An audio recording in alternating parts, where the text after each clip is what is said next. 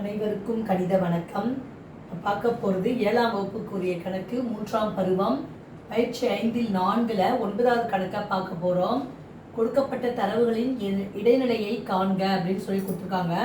கொடுக்கப்பட்ட எண்களை பொறுத்த வரைக்கும் குறை எண்கள், மிக எண்கள், பூஜ்ஜியம் முழுக்களாக கொடுக்கப்பட்டிருக்கு. அப்போ அது இந்த கணக்கை பொறுத்த வரைக்கும் நம்ம கொடுக்க இடைநிலைனாவே என்ன செய்யணும், ஏர்வரிசையில் எழுத வேண்டும். அதில் சின்ன நம்பர்லேருந்து பெரிய நம்பருக்கு எழுதுகிறோம். குறை முழுவும் இருக்குது, மிகை முழுவும் இருக்குது, பூஜ்ஜியம் இருக்குது. இப்போ பார்த்தீங்கன்னா சின்ன நம்பர்லேருந்து பெரிய நம்பருக்கு எழுதும்பொழுது இருக்கிறதுலே மிக சிறிய குறை முழு எதுன்னு கேட்டால் -8. அதுக்கடுத்து என்ன இருக்குதுன்னு பார்த்தீங்கன்னா -3,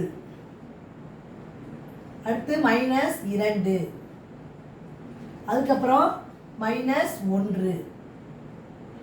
நம்ம என்ன பண்ணிருக்கோம், சின்ன நம்பருக்கு பெரிய நம்பருக்கு எழுதிருக்கோம். அடுத்து என்ன இருக்குது, பூஜ்ஜியம், பூஜ்ஜியம்.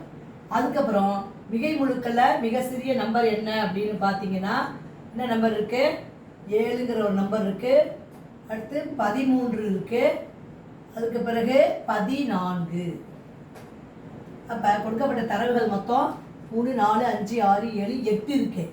அப்போ 8ல் பாதி எவ்வளோ, 4. அப்போ 1, 2, 3, 4. அப்போ இந்த இரட்டைப்படையாக இருக்கப்ப 2 நம்பர் வந்து இடைநிலையாக வருகிறது. அப்போ இடைநிலையை கண்டுபிடிக்கும் பொழுது என்ன பண்ணணும், இது ரெண்டையும் கூட்டி 2ஆல் வகுக்க வேண்டும். -1ஐயும் பூஜ்ஜியத்தையும் கூட்டி 2ஆல் வகுக்க வேண்டும். அப்போ தான் சராசரியை கண்டுபிடிச்சோம்னா இடைநிலை அளவு கிடைச்சிடும். இது ரெண்டையும் கூட்டுறப்ப என்ன வந்துடும், -1/2.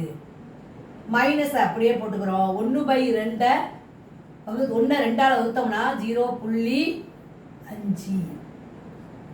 அப்போ ஆன்சர் என்ன வருது, -0.5 என்பது தான் இந்த கணக்குக்குரிய இடைநிலை அளவு. therefore இடைநிலை is equal to